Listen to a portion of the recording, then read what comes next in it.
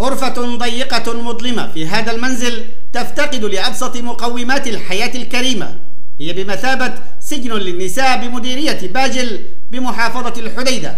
تديره هذه المرأة التي يطلق عليها شاوش سجن النساء. 150 سنة ومدة الإمام مشايبة وبدأت الإمام أحمد.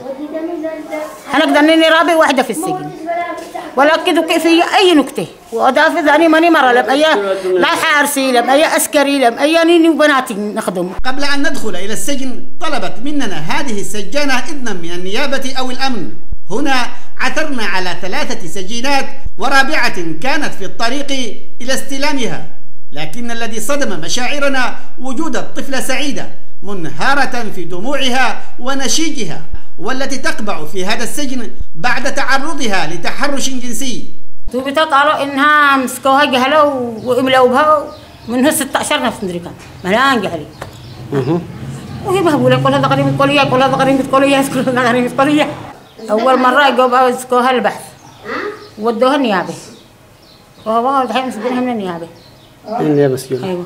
تقول الشاوش كرم إنها ترفض تسليم الجهات المعنية هذا السجن أو نقل السجينات حتى تدفع لها الجهات الأمنية أتعابها كما تقول، بينما يسكن مبنى الجانحات في إدارة أمن المديرية الغبار والأتربة منذ سنوات. اسمها خرج من السجن إلا نين ما يتولي تعوض المجاتم اللي ما ما بزوا ما يحبسون من يوم ما حبست مليون من دون أي مقابل. الأمن يحبس عندي، البعث يحبس عندي، الأمن يحبس عندي، مدير الناحية يحبس عندي، كلهم يحبسون عندي. بعدين في حبس هناك، حبس بيت الكرم احنا نحبس فيه، وهو برضه مضمون الحبس وهو من زمان قديم الحبس هذا. اي بس في ابسط مقومات الحياه الانسانيه مش موجوده فيه، هذا ما شاء الله واسع كيف كل شيء. حتى المحبوس لو قلنا لهم نقول لهم لا هنا بيقول لك لا نجدي هنا.